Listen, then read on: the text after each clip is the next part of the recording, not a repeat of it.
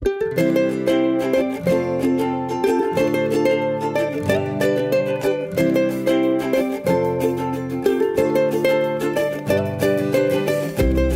am Anna Seawold, and this is Authentic Parenting, a podcast about personal development in the context of parenting, where I explore how you can find more calm, connection, and joy in parenting through the process of self-discovery and inner growth with a trauma-informed lens. Today's episode is a bit of an unusual one. It's not an interview. It's not a solo show. In fact, I have two guests who don't see eye to eye on parenting's toughest etiquette questions. Sarah Davis and Evie Granville are a real-life best friend duo that share refreshingly realistic advice on all those "what do I do now" parenting moments. Educators and mothers to 6 young children between them, Evie and Sarah help moms and dads learn how to prioritize their own needs, their child's, and everyone else's in social situations. Their parenting perspective framework, which is a quiz that you can take, reveals your public parenting style to help you discover when your instincts are helping you shine or holding you back. They also have a podcast called Modern Manners for Moms and Dads. Evie and Sarah answer reader and listener questions in their trademark Kate Middleton meets Kristen Bell banter. Their goal is to provide parents with the tools they need to develop their confidence, character, and connections. I thought it would be fun to host them on the podcast and discuss some hot parenting topics. And of course, I have my own opinions on those topics, and I am not embarrassed to share them. We kind of have a game format, and after Evie and Sarah express their opinions on those topics, I sort of chime in and announce whose side I'm on. Please enjoy this lighthearted and lively episode with Evie Granville and Sarah Davis. Sarah, Evie, welcome to Authentic Parenting. Thank you so much. We are so excited to be here. Thank you. What a pleasure. Yes, I am excited to start this conversation about modern manners for moms and dads. This is like a really good conversation and should be fun. This is such a juicy topic. And the fun thing about it is that we're all talking about this subject all the time. Moms are quietly talking with their best friends about their sticky situations they're facing every day. But we're really trying to make the conversation public. Mm-hmm. And do you get criticism, judgment, and eye rolls from the public? I think we've been surprised at when we got this started. You know, it took some time for people to kind of know we were there. But once people knew we were there, everyone wants to talk about this. And we talk about in our community that we are going to be nice to each other. Everybody's going to be nice. Evie and I are best friends in real life, so we certainly disagree on stuff all the time. But our friendship has always come first. And so that's kind of the philosophy that we sort of go into the community with. Like, we can disagree, we can talk about this. If you want to disagree with us, give us a call, send us an email, we will read it, no problem. It doesn't hurt our feelings, but we just have to be respectful. So you never had a big fight as friends about any of the topics that you discuss? No, we really haven't. I mean, we definitely disagree pretty strongly about some of the topics we discuss because we see what works best in our individual families. But I think that what works well about our relationship is that when I see Sarah doing something different, I know that she's making the best choice for her family. And just because it doesn't work for my family, it doesn't mean I need to pass judgment on what she's doing. That being said, there are wrong ways to do things. Absolutely. So why don't you tell me, firstly, how many children do you each have and what their ages? Okay. I have 4 children, and they are 9 years old, 6 years old, 4 years old, and 11 months old. I have 3 boys and 1 little girl. She's in the middle. I have 2 daughters, and they are 9 and 6. Do your children play together? Do they hang out? Are they friends? That's such a sweet question. So actually, we met because we used to live next door to each other. And one day I knocked on her door and I said, you have a baby and I have a baby. Do you want to go swimming at the pool in the townhouse community? And she was like, okay, 1 minute, I'll be right there. Yes. And then every day after that, for the next 3 years, our oldest children, who were about a year at the time, played together. So they were like besties for the first 3 years of their lives. And now I will tell you, my son has a picture of her daughter on the wall next to his bed. Oh, how sweet. But they don't see each other. We don't live near each other anymore. So we see each other 3 times a year now. That's heartbreaking when, things like that happen. So do you guys have different parenting styles by just observing and knowing one another? We definitely do. And really, it took us a few years to sort of codify the differences between our parenting styles. And what came out of all the conversations that we had about the different ways of approaching parenting and doing things when you're out in public and you're parenting and, all eyes are on you, we came up with a kind of framework of different parenting perspectives. And we have come up with 3 main perspectives that we see every parent to have to a certain degree. So I am an accommodator, and in this parenting framework we've come up with, that means that when I'm out in public with my kids, I care deeply about what other people think about my parenting, me, and my kids. Now, Sarah, do you want to describe what you are? Sure. So there are 3 perspectives here. So this is like a quiz that we've written that you can take on our website. And so Evie is an accommodator and I am what's called a protector. And that means that while I do care about what's going on around me, my first priority is my children. So that's going to be my first kind of go-to. My visceral instinct in public is going to be to prioritize my kids, whereas Evie's visceral instinct is going to be to make sure the people around her are comfortable. A good example of this would be like if you're on an airplane with a crying child, right? I'm going to say, I don't care what you all think. I'm working really hard here. My kid is crying. Get over it. Evie's going to think a little differently. I'm going to be having a panic attack because I'm going to be worried that my baby is inconveniencing everybody around me. Right. And then the third parenting perspective that we've sort of laid out is the self-preserver. And that's the person who is really focused on their own boundaries and their own comfort in certain situations. So they're usually a more advanced, experienced parent, a parent who sort of knows that every time a baby makes a peep, you don't have to rush over to them. And every time a baby makes a peep on an airplane, not everybody is looking at you thinking you're the worst mom ever. They're kind of the more experienced parent. Very interesting. I think I may have to take this quiz because I think I have all 3 in me. Like truthfully, I'm not either or. It feels like sometimes I am like Sarah, sometimes I am like Evie. Maybe predominantly most of the time. Well, I think we all have all 3 in us. And in certain situations, this is the thing too, is part of the quiz is that in certain situations, you should be an accommodator. In certain situations, you should be a protector. But the idea of the quiz is to see okay, the majority of the time you're a protector. Maybe other times you're an accommodator or a self-preserver. But some of these parenting styles, if you lean too heavily into one, can kind of hold you back where you might make some mistakes because you're kind of too much into one category. Does that make sense? The ideal is to achieve balance. Yes. Yes, which is desirable, but maybe unattainable. So what's the ratio of agreeing and disagreeing about the topics that you have discussed on your podcast, on your blog, on your social channels? I'm just curious, are you always strongly disagree, or you always agree? I think probably the majority of the time we agree with each other. Wouldn't you say so, Sarah? Yes, but I think there are times where we have to kind of pull each other back, There are a few topics where we have never agreed. Birthday party registries being one of them. Kids at weddings being another. Kids at weddings. Oh God, kids at weddings. Don't even get me started. Oh, okay.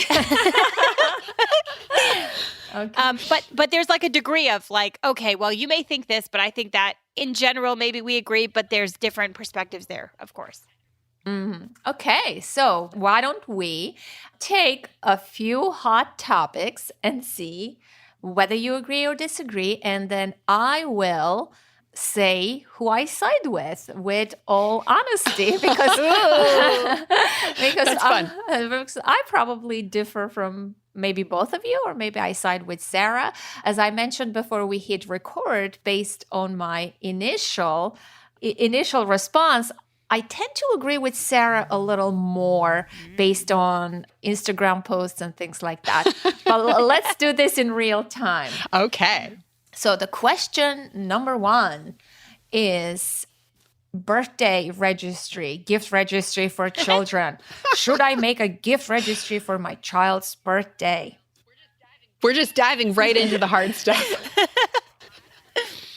All right, Evie, go first. Okay. I believe that if we're going to purchase thoughtful gifts for other people's children, it's very hard to do that without knowing what the family owns, what they need, how much stuff they want. Do they want a big gift or a small gift? So I really like the idea of a family setting up a gift registry, not that they necessarily distribute to all attendees. I don't think you'd put the link in the Evite or anything like that, but I think it's nice to have it available for anybody who might ask what your child likes, needs, or wants. Because then instead of me going to Target and spending a half an hour in the toy aisle trying to pick something and you ultimately not liking or wanting or needing the thing I picked, you get to have something you want and need right off the bat. And I know that you're going to love your gift. That would be my argument for birthday party gift registries. I kind of feel like I'm on a debate team right now. I know. Go. It's your turn, Sarah. Yeah. I think we should have some kind of bell or something to signify that it's your turn to speak now. Sarah, go. Okay. So, okay, I feel a lot of pressure right now. Okay. Don't worry, these are not the primaries for the 2020 election. Okay. So, well, I do believe that if someone asks what your child's into, you certainly can give them options. Like, my kid likes Paw Patrol, my kid likes PJ Masks, whatever, that's fine. I really think it is not, I don't like the idea of registries. First of all, because I think it sets kids up for this idea that they can basically ask random people what to buy for them. It's not your wedding. You get to do that at your wedding. You get to do that at your baby shower. That's it. Registries are a very special thing. You only get to do it a few times in your life. Just because you got potty trained, you don't get to have a registry. This is not something that should be happening all the time. I think that's a special moment in your life. And by the time you get to your wedding, if you've already had 20 registries as a child, it's not going to be special anymore. That's my first argument. Two, I think that it teaches kids sometimes how to handle gifts that they may already have, that they may not love. I think those social graces get taught through receiving things that may not be your favorite. You know, if your child receives something they already have at a party, then they have the opportunity to learn that social grace of, thank you so much, put it away. And then later, I already have this, Mom, what should we do about it? If they always receive everything on a list, they will never have a chance to develop those social graces. I know that it's difficult for the gift giver. And, my third argument, by the way, is that if a child doesn't have a registry, now the child who is going to the party has the opportunity to talk to their friend. What would you like? What kind of toys do you want? And then to get to go and pick that out for their friend. That's fun. And that's, again, another social grace that guest to the party can learn how to kind of handle. Wow. So, Anna, whose side are you on? Well, I think I am siding with Sarah on this one. Ooh, point over here. Is there a prize in the end? I hope so. I'll make a registry. Not because of the registry idea and that your wedding has to be the special one. That point is not so important for me. But I think when you create a gift registry for your child, it's sort of like you are creating this entitled, bratty kid already who is this, my way, I know what I want and I always get what I want, this attitude. And they never learn to deal with frustrations, like you said, social graces. I remember my daughter received a gift from my aunt and she hated it. She opened the gift and she threw it across the room. She says, I hate this gift. She never gets it right. And that's okay, right? I think it's better for her to deal with that. And then we can have a conversation about people don't know what you like. That's okay. Accept it with grace and all of that. Then if she just got it what she wanted, and then it's like, that's what I see wrong with that. And also, I hate buying birthday gifts for other people's children. I mean, how long this is going to stop? That there's always a birthday. There is, children have so many birthdays. I always give a gift card, which I know is very not so exciting for the child, unless it's a close family member, my nieces, my nephews, or a very close friend that I know the family really well. I buy them a gift that I chose based on the development, based on what I know, based on what I like or what the child may like. But I usually give gift cards to school birthday parties and those kind of people who are not so, I don't know very well. And also, what's the point of the gift registry, right? That's the main thing. So I am siding with Sarah for all the reasons that she mentioned.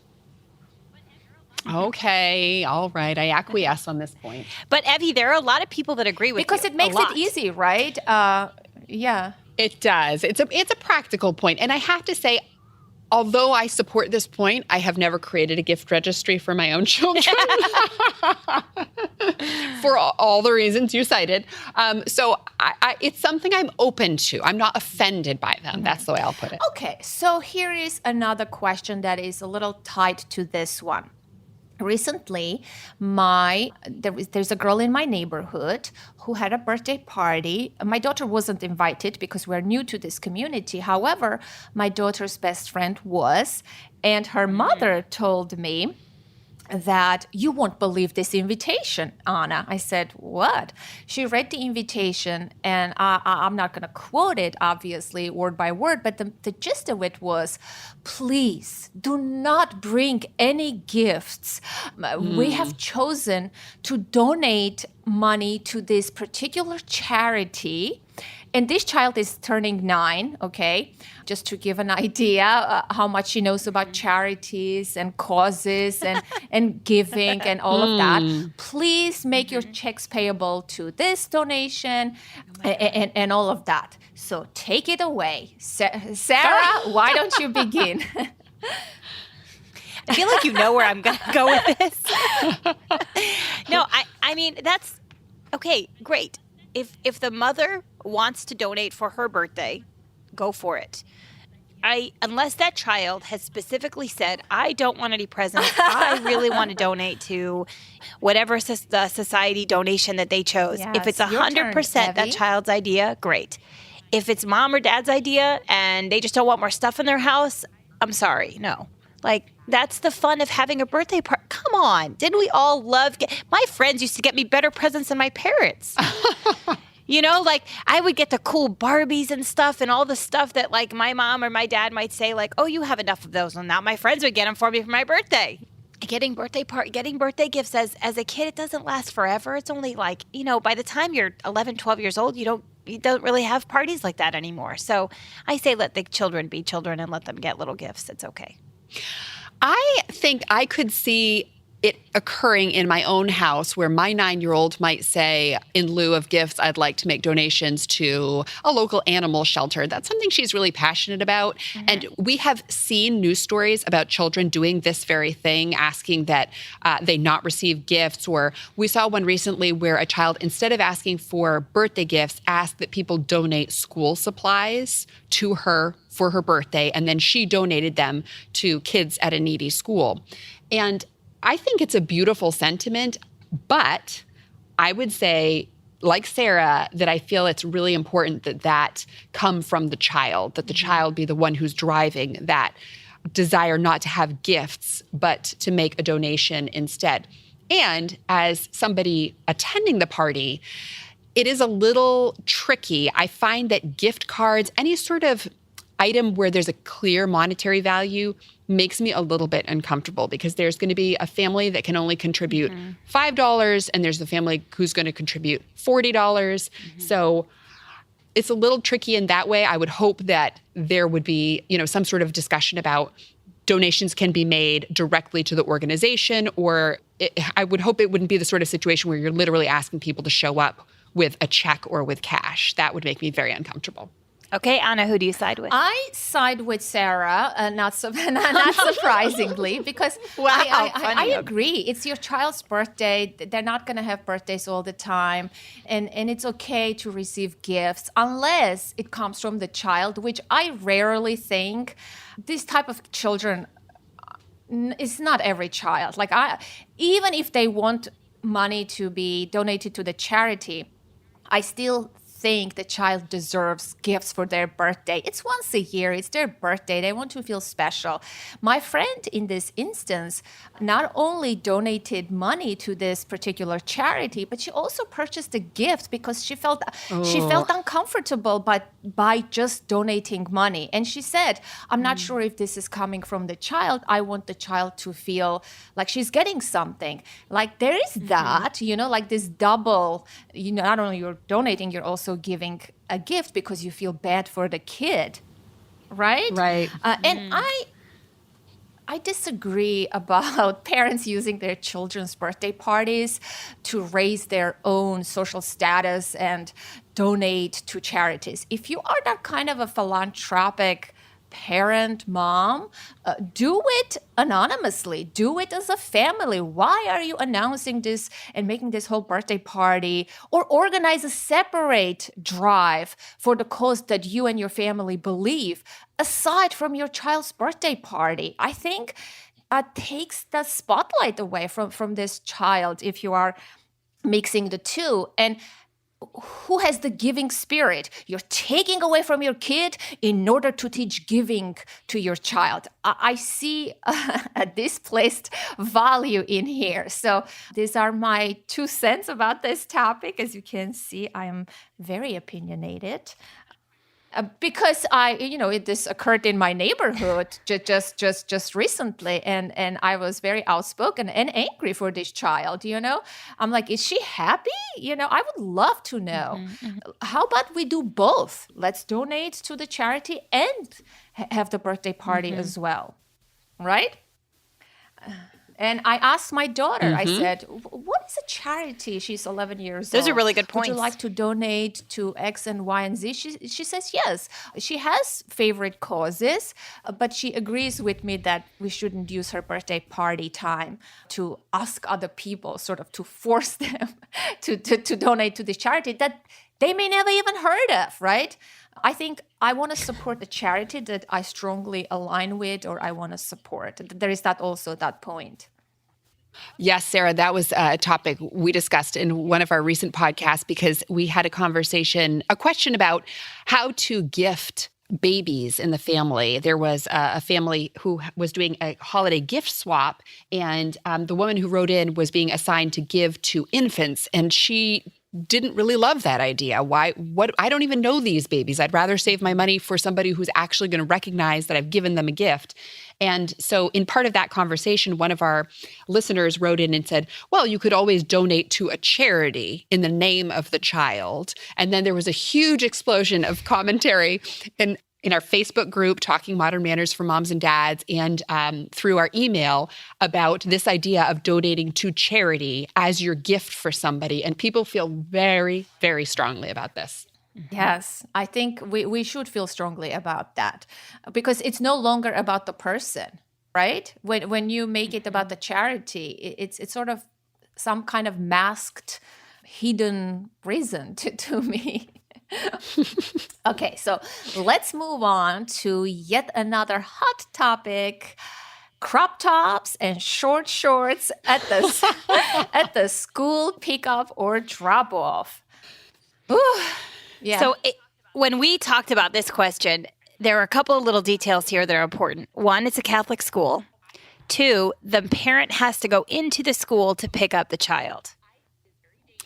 Yes. And for this question, I am typically an accommodator. I'm somebody who cares about what other people think of me. So although I would never wear a crop top and short shorts to school pickup because I personally wouldn't feel comfortable in that clothing, I think it is very dangerous for people to try to prescribe what it is and isn't appropriate for women to wear. And we're talking about grown women, adults, moms with young kids. So I feel like we have to assign women a certain amount of personal discretion about what they're wearing. And although an outfit might not look appropriate to other people, if that mom is comfortable in it, I think this is where your self-preserver tendency, your tendency to consider what makes you feel good, what your personal boundaries are, I think that should be what's at stake here rather than worrying about what everybody else thinks. I mean, assuming that women are not showing up to Catholic school drop-off in a thong bikini, I mean, obviously I have standards, but I think that if there's a mom with a young child and she knows she's going to a Catholic school drop-off, she's probably given some thought to what she's wearing and she believes she is dressed appropriately. So I don't think it's for us to challenge that. I think that we had a lot of conversation about this because a lot of people came in and said, this is good for young girls to see. It's good for young girls to see women proud of their bodies. The fact that they're going to the gym or they've just come from the gym and they're running to pick up their child and they're wearing their workout clothes, which is what this was. It wasn't like they were walking around in underwear. That this is a way to be proud of your bodies. Other people wrote in and said, this is inappropriate for this particular thing. There are lots of kids. There are, they shouldn't be looking at this. It was exactly the opposite. Personally, I think the mother should throw a cardigan on. I don't say like, okay, you need to change completely, but maybe you have a hoodie in your car that you can throw on so that at least you're covered your midriff, but you have your shorts on. And it being a Catholic school or not a Catholic school to me doesn't really apply. I feel like if you're going into a public place, unless it's like quick, maybe it's in the middle of the summer and you're wearing a bathing suit in the grocery store or something, even then you would probably put a cover up on. I just feel like maybe a hoodie wouldn't be such a bad thing in this case. So, Anna, what do you think? I think I'm gonna side with Evie on this one. I don't have strong opinions about this. I really don't mind who wears what. Sometimes I wear pajama to the grocery store or I personally, I'm not sure how old this mom was, how young she was, whether she looked good and she wanted to show her six-pack abs. She did, by the way. That was one thing the reader said was that these women had awesome bodies. That was in the question, actually. I'm not sure. I mean, I stopped wearing crop tops pretty much after like whatever, a young age. I don't even remember when that was. And I feel like, I'm not saying it's not appropriate for me as a 45-year-old to wear a crop top, but I think it is. Like, my daughter wears crop tops. Like, I don't want to wear a crop top. I think there should be, like, age-appropriate attire. I'm not sure. I'm not being judgmental. If she came from a workout, I understand that. And if she looks great, kudos. Even if she doesn't look good, if she wants to pull it off, hey, go for it. I'm not sure, but I personally wouldn't wear a crop top or a gym outfit. Although I wear yoga pants all the time. I mean, does that count like shorts? It shows your body. It's very tight fitting, you know? Right, right. And that's the thing, Anna. For me, it's like, where do you draw the line? There have been, for centuries, for thousands of years, men have been telling women what to wear. And to me, this is a very slippery slope. Yeah. Yes, I agree. I also want my child to know that she can wear anything she wants to and be free and all of that.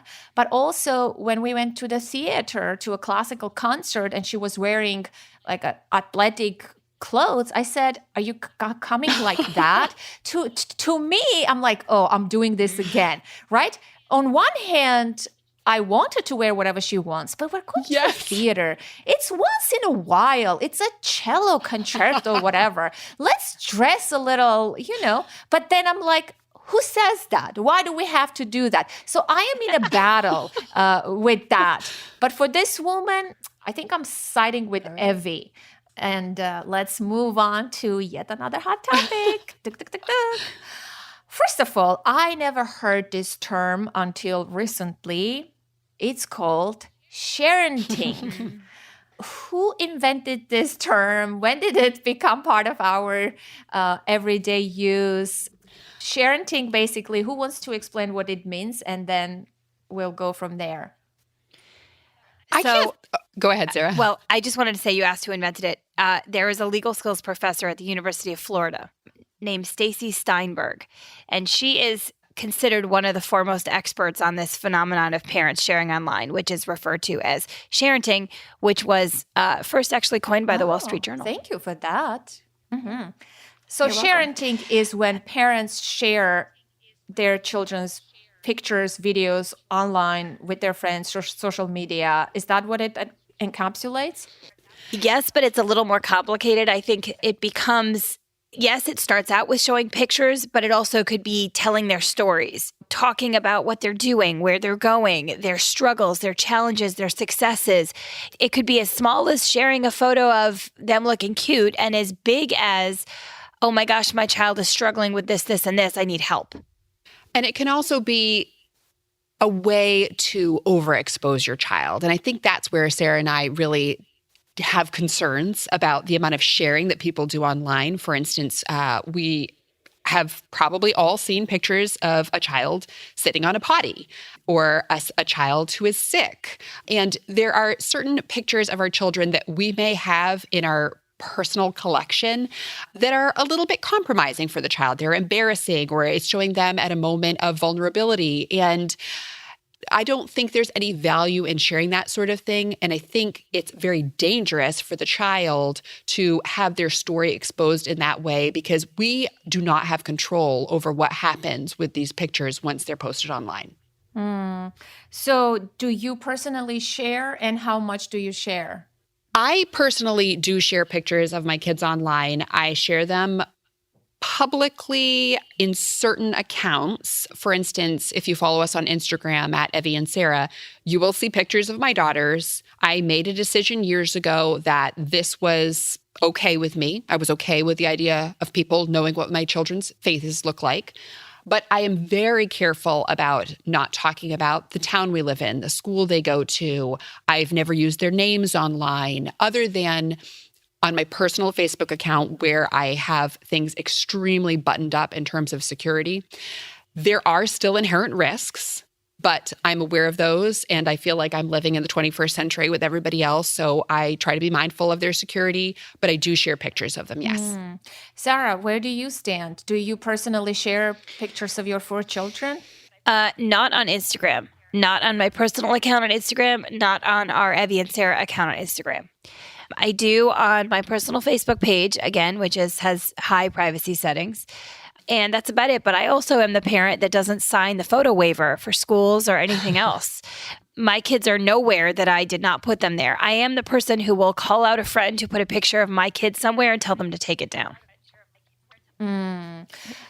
What about you, Anna? I personally do not share my child's picture, my husband's picture, or mine per se a lot. Well, I share mine more on Instagram than my child. Sometimes I put my child's picture, but I ask for her consent. She's 11 years old. I'm like, I'm promoting this 5-day challenge, and this picture you took is really cool. It's going to go with it. And she's like, sure, Mom.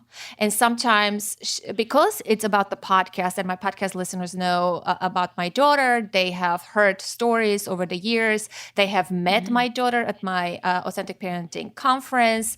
I want them to see a little bit of personal life and a little bit of my life, but it's not, I never share her story per se, as you mentioned. It's not a story. It could be pictures sometimes. And I sometimes go and delete the pictures I shared a year ago. let's say the challenge is over, I go and I delete that. People who saw it, then I remove it. If people tag me on social media, if I'm at a party, I remove the tag. I personally don't like people seeing my life as well. It's not public. I'm a private person. I feel like by doing the podcast and having all those social accounts, it's already so much of my privacy is violated. I don't personally post and share. My family members don't follow me on Facebook, and they always ask, my cousins and my aunt and everybody else. I tell them that it's for professional purposes, and I do use it for professional purposes, the Facebook account. Therefore, I never post personal stories, personal struggles, or pictures of my daughter. I sort of believe that it's her life. And even when she was younger, who am I sharing it with? I care about my kid. Who cares about my kid? Like, I see other people's pictures. I'm like, so what? Your child is doing this, doing that. You should be proud in your privacy or share with the people that you care about. I don't know. It's like opening yourself up. I don't like that feeling of I am naked, I am open, and what can people say? And I also believe it's my life. I mean, like, who really cares about my life or about my kid? Like, I don't care about other people's lives. If you post, I'll look, but I'm not interested. So I feel like that's where I stand. However, my daughter doesn't mind when I share. She wants to be on my podcast. She wants to record an ad for me and stuff like that. She's old enough to understand that, that she can participate. But when she was younger, I would never post or share or anything like that for the reasons mentioned. So we're working on a book right now, and it's going to be about modern manners for moms and dads. And we're talking a lot. There's a whole chapter on social media and etiquette for social media and sharenting. While I was researching this chapter, I talked to a lot of younger moms, 22-year-olds, 23-year-olds, 25-year-olds, and they had a very interesting perspective on this, which was that they are putting their child's life out on social media. And that way, when the child gets older, they can look back and kind of enjoy all of these things that we as kids now enjoy in our baby books, because these things didn't exist when we were kids. And that if they didn't do that, then their child would be kind of missing out on something that all their friends had, which was their whole life on the internet. And I thought that was really interesting because I side with you where I don't put a lot of stuff on there. And, I have deleted things as well, or just kind of be very careful with what goes on their Facebook page, on my Facebook page. But having that perspective was really interesting to me because I thought, different generations, even 5 years, 5 years younger than me, 10 years younger than me are viewing this totally differently. Yes, that is an interesting perspective. And I'm not sure, when do you stop sharing your children's pictures? Is there a point? What if your child is 15 years old, a boy, and he finds all those pictures of him on a potty or a tushy open or certain things, and he's 16 years old and he's dating and asks you questions? I mean, what do you say? I think, you're the mother, you have a right to those things, but I'm not sure how to handle that situation. Will that situation ever rise? I have a question. Or this younger generation doesn't care. They're okay with being public and out there. Well, that's what's so interesting about this topic. I think Sarah and I both fall into that category of that generation between, that in-between generation that they refer to as Zennials, where we're a generation that grew up without the internet, but it was introduced to us early enough that we're pretty tech savvy. We're the first generation of parents who really have to deal with this and try to figure it out. And there are no clear-cut answers. We don't know what the long-term implications of the decisions we make will be on our children or on ourselves. And so I think it just bears keeping in mind that we have to consider that some of the actions we take today might be damaging or embarrassing to our child down the road. Exactly what you were saying, a 16-year-old finding a potty image online, that is something that his peers could ridicule him with terribly. And I would just never want to do that to my child. So I do try to think through, is this a photo that could be embarrassing or harmful in any way down the road. You know, something happened just the other day. My daughter said, Mommy, such and such posted my friend's 2-year-old picture on TikTok. And I said, really? What do you think about that? I said, where did she get that? She said they were best friends. When they were young, they live in the same neighborhood, but now they go to different middle schools. And she said, I'm going to call that friend and tell her that she did it. I said, whoa, kid, this is not your problem. This is not your territory. I said, why do you feel like obligated to tell the other party? And she's like, you don't understand, Mommy. And maybe I don't, but I caught her in the evening speaking with that girl. Let's call her Alyssa. She's like, Alyssa, I saw your 2-year-old picture on TikTok. And she goes, really? Who posted it? How come? And she said, who posted it? She's like, wow, can you send me a screenshot? And sure enough, my kid sent a screenshot. And she's like, oh, I look so cute. And that's it. And I'm like, that's it? That's it. Yes. Interesting. So I guess that's how they think. But how about that mom let's say if somebody posted my daughter's 2-year-old picture, somehow they obtained and shared it on TikTok. Would I care? Would you guys care? Right. Oh, I'd care. But as I told you, I'm that parent. I want control over what goes online of my kids' photos. If I choose to put it on there, that's my prerogative. You don't get to do it.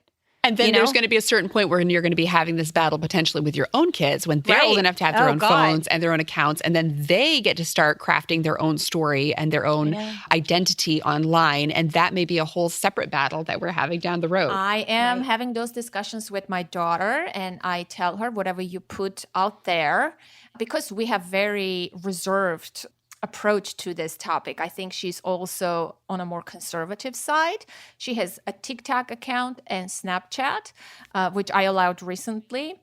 And she has only 3 videos on TikTok. After reading the Wall Street Journal article on TikTok and how China is trying to interfere, my husband gave it to her. He said, please read this about TikTok. Since we have no clue what this TikTok is, this whole world, she removed all her videos. She had 30 videos on there. And her account is private. And she knows, I mean, my husband is an attorney, so we talk a lot about in this household, there's a lot of legal discussions. So let's put it out there like that. So she's very careful and understanding, but we don't restrict completely. And I tell her it's your responsibility.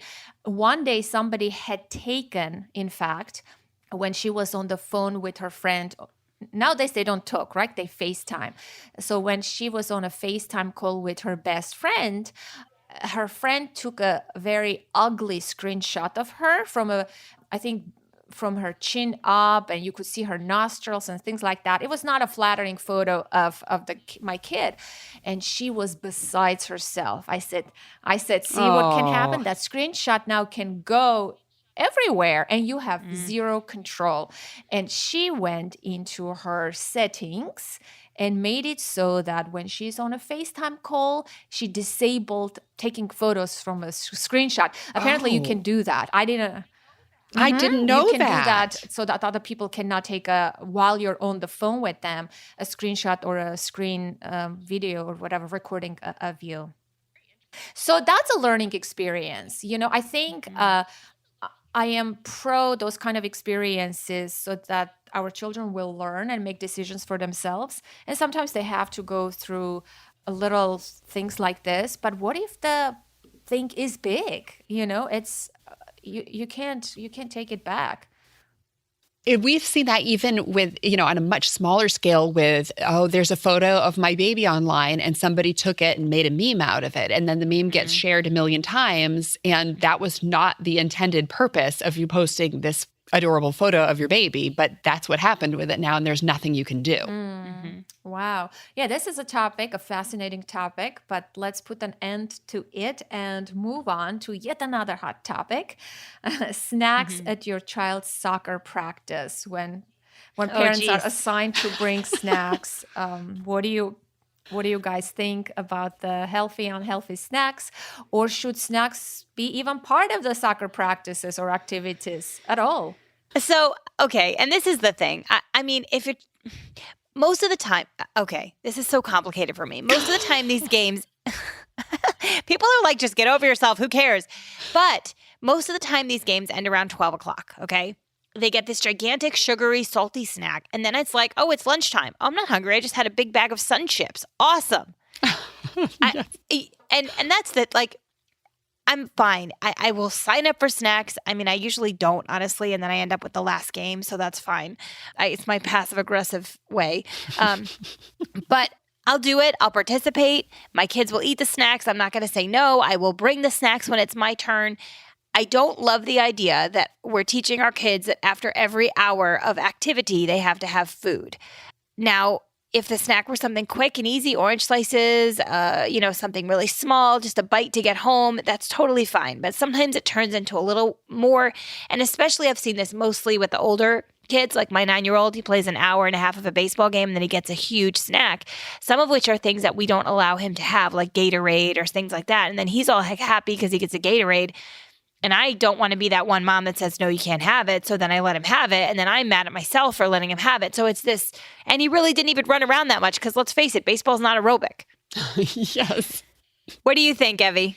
I have a similar feeling about it. I think everybody has like some weird little food quirk or something about food that they really consider more than the average person. And for me, it is sugar intake. I have looked at, the World Health Organization's recommendations for sugar intake in young kids and the American Association of Pediatrics. And we are consistently hearing more and more that sugar is really, really bad for people and young kids in general. So it frustrates me when, this is a topic Sarah and I really strongly agree on, it frustrates me when we go into an activity, something for my kids is generally not even sports. It's like a Girl Scout meeting or something where there's not really any anticipation of there being a big aerobic exercise opportunity. And then the kids are offered snacks that are, really high in sugar, high in sodium, and things, again, like Sarah said, that we don't eat in our home. They're not offered. So on the one hand, I feel really conflicted because I want my kids to be able to participate. I don't want to say to them, oh, no, you can't eat those Girl Scout cookies, and they're going to be the only child at the table who's being excluded. Of course, I don't want to do that. On the other hand, I do really wish that there could be more of a conversation between the adults or activities like this where we're all volunteering to chip in so that we could sort of be on the same page about what is acceptable. Are we bringing orange slices or are we bringing donut holes? Those are way different things. And I wish there could be a little more communication about it between the parents. Now, I will say at the beginning of this podcast, you asked, do we ever get pushback from our listeners? Oh, yes. This question, they kicked our butt. They were like, you guys are way over analyzing this. Let your kids eat the snacks. Like, stop being so crazy. This is like, just calm down. So in this situation, we both got nailed to the wall with people saying that we were completely over the top with this one. So, that was pretty funny, actually. We were like, whoa, we got another one. We did not win this conversation. Nobody agrees with us here. What about you, Anna? What do you do with your daughter and how do you feel about this? Well, so my daughter does not participate in any organized sport at the moment. She only takes private piano lessons, so there is that. Okay. However, after hearing you speak and have spoken about this topic with my clients, the parents that I work with, I think what's the point of the snack? Is it for social purposes to hang out and enjoy a snack together, or is it just to give them something, replenish them? What's the point of this snack? I think it's yet another burden on a parent who is already overworked, tired, has a ton of to-do items on their list. Now they have to think about a snack for the whole crew, which sounds like a nice gesture, but what do you buy? Do you buy donuts, or do you buy healthy snack? People will, children will not eat the healthy choices, but parents will look at you, blah, blah, blah. I think this becomes like an unnecessary battle. To me, let's remove the snacks completely and have maybe social gatherings for that particular social activity that they're doing, maybe at the end of the season or in the beginning to celebrate whatever, togetherness. If they want to have some kind of social eating activity. As you said, they're not running around too much. They're not even tired. They didn't even waste a lot of energy. And I think it should be every person's responsibility to bring a snack or a drink for their child, or their child should bring if they're old enough. I feel like that will solve a lot of headache, and that's my take on this topic. Amen. I love it. Yeah, wow. We got an agreement Let's on this remove one. the All snacks. right. Yeah, that's another thing. But how about when you visit someone's home? We're getting into this territory. There's two questions in this one question. When you go into someone's home and they have quote unquote unhealthy snacks, that things like you don't eat, like hot Cheetos or whatever's, and you only buy organic snacks, or my neighbor has a snack box subscription service. She gets this surprise, amazing, wholesome organic snacks and things like that. I was criticized by my neighbor once for offering her child potato chips. And she's like, we don't eat that. She gave me a whole lecture. It's oil, it's fat. How come you eat that shit and stuff like that? And I'm like, whoa, woman, it's okay. I have potato chips once in a while. I mean, I'm overall like a healthy person, but it's okay. Sometimes we live in this world. But she really lectured me. And however, her son used to come to our place and indulge in the snacks that he doesn't get in their home. Yes. That sounds right. That sounds incredibly rude to me, to be offered a food item at somebody else's home and then to criticize them for it on top of it. Like, that's two no-nos stacked on top of each other. Ooh, wow. I mean, but food is tricky. People have allergies. People have, some people raise their children vegan or vegetarian or whatever. That's why it's so difficult. You could be kosher. It's so difficult to provide snacks at team games and things or after activities because everybody does it their own way, and that's okay. And as long as, again, going back to the beginning, as long as we're kind and respectful to each other about it, it's fine. Yes. I mean, bring your goddamn snacks already, people. And, another point toward what you were saying, Anna, about bring your own snacks is I have a child with a serious food allergy. And so we often end up in situations where somebody's brought something that she can't eat. So just yet another reason why it's better for us all to bring our own child snacks so that they can have whatever was prepared in their own home that's safe for them and sort of whatever mom has in mind, mom, dad, caregiver, just approved by their home. Now, let me just back up for a second, because if we were going to, say, a potluck or something where the goal was to bring food, I'm all for it. Yes. Like, we're having a dinner together, a potluck, everybody bring food. I'm the first to sign up. So this isn't about me being like stingy or not wanting to share. This is just, it's just, I agree with you, Anna, that it is just, with 4 children, oh my gosh, I've just signed up for 4. Yes, I'm the one with the 4 children, I know. But my goodness, I do have a lot on my plate.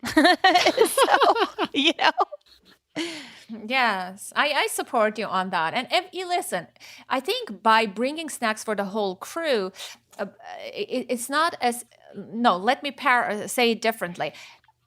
By bringing our own snack, having our child pack their own water, their own Gatorade, their own snack, whatever they want to eat, teaches children more responsibility. I think that's a better skill set than somebody brings it for you, blah, blah, you complain and you don't like it, or you never develop that skill of responsibility for your own, your own hunger, needs, for your own thirst, for your own need. I think there is a teaching skill opportunity here.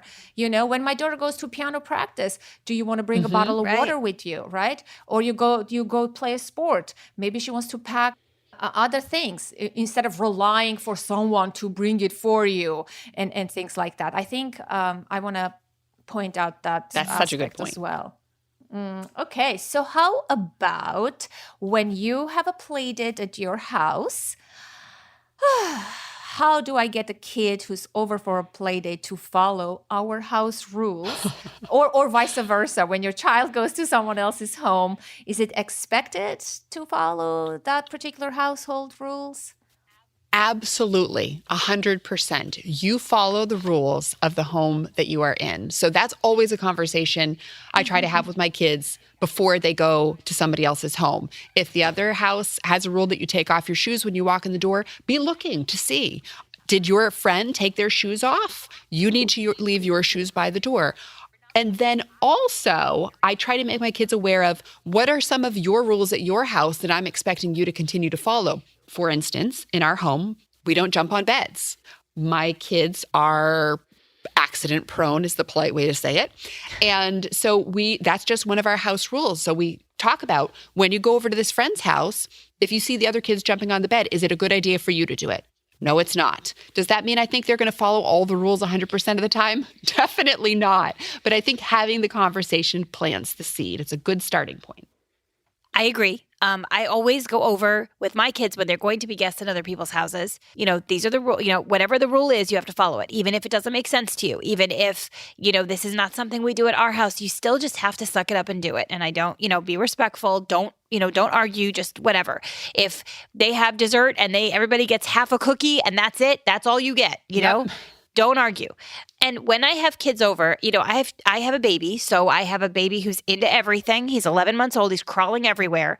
And he also takes naps, right? So I have to go over because I have some serious safety concerns when I have a kid who comes over who's brand new. Hey, remember, there's a crawling baby here. So if we're playing with Legos, they have to stay in this room, and the door has to stay closed. I have to go over some stuff just for the safety of the baby. A lot of times my kids' friends have younger siblings, so they kind of know already, but I still go over it. And hey, we're not going upstairs because this is where the baby's room is and he's sleeping, or I don't allow anybody in my room ever. So the door is closed. If the door is closed, you're not allowed in. And I used to be very, very accommodating with friends. And now in the last few years, I've gotten a little bit sterner just because I have a lot going on in my house. And I just need to make sure that the play date doesn't interfere with whatever else is going on. And I think there are always going to be times when you have a child over who's sort of not cluing into some of the rules or having trouble following the rules or sort of testing boundaries. And so what we usually like to do is to throw in a little bit of humor. So if you see a kid who's jumping on the couch and that's not one of your house rules, you can say, hey, well, oh my gosh, do you think you're at a jungle gym right now? Come on, get down from there. You're being so silly. We don't jump on the couch in this house. You can definitely find ways to speak to children that are firm and authoritative, but friendly and playful. Yep. And then, should you need to, obviously, if things escalate, then the tone changes. No, I really do need you to get down from there now. That's not one of our house rules because I'm worried that you're going to get hurt. Right, exactly. What if the parent's mom was present? Would you still implement that rule in that manner? All right, so this is where you get me because I will not almost ever talk to another person's child if the parent is present. I will almost never do it. I'm very uncomfortable with it. No matter what is happening, I would pull my kid away before I would talk to the child. I feel very uncomfortable with it. Yeah, I think it's a very tricky situation because basically what you're in a very coded way saying to this other parent is your kid's out of control, you're being negligent and not addressing this issue, and therefore I have to step in and do it for you. And that is never a position anybody wants to be in. But I could see, again, relying on a little bit of humor to try to address a situation where a child was doing something in my home, on my turf, that was not okay or I felt was dangerous. And I might sort of bring my child into it. Oh my gosh, you I already told you we don't jump on the couches. And then I might turn to the parent and say, oh, they were doing that earlier. We've been talking about it. They're just so excited. I think you can do it in a polite way that doesn't make it seem like you're singling out their child for something really egregious. Yeah, that's my grandmother's method when she wanted to reprimand my cousin who was 4 years older than me. And I was very helpful and she wasn't. She would always reprimand me and I would say, Grandma, but I'm doing everything. She's like, I am reprimanding you so that she can hear. I'm like, that doesn't make sense. I've totally done that. I've totally done that. But here is a thing, a real thing that occurred in my in my home. My child's friend, without the parent, was over for a play date after school. And they became very quiet. They retrieved to my daughter's room. And I'm like, wow, let me see what they're doing. I go and I see she has an iPad and they are doing things on an iPad. And I said, excuse me, sweetheart, we don't use electronic devices, when we are playing with friends. I need to confiscate that right now. Give it to me. When you go home, I'll give it back to you. And she looked at me. Of course, she didn't like that. After that, she told my daughter, your mommy is mean. She hates me. And and that is that. But that's I'm your house rule. though. I probably would have done something similar because I get really nervous with electronic devices. There's so much that can happen. So I give you kudos for that. And that same kid used to go into my refrigerator, open and take out snacks without asking and things like that. That used to drive me crazy. Well, ladies, I want to be respectful of your time. We can chat about hot topics, about modern manners a lot, right? Absolutely. I could do this all day. We can do this all day. We are opinionated women. And I would love to hear from the listener, about everything that we discussed. I think this is going to generate a really hot discussion, juicy in our Facebook community. I want to thank you, Evie and Sarah, and good luck with everything that you're doing. Thank you very much. And we just want to let everybody know that if you would like to take the quiz that we referred to earlier, the link is evieandsarah.com/quiz. Excellent. Thank you. Thank you very much. Thank you so much for having us on. This was an amazing experience. Very fun.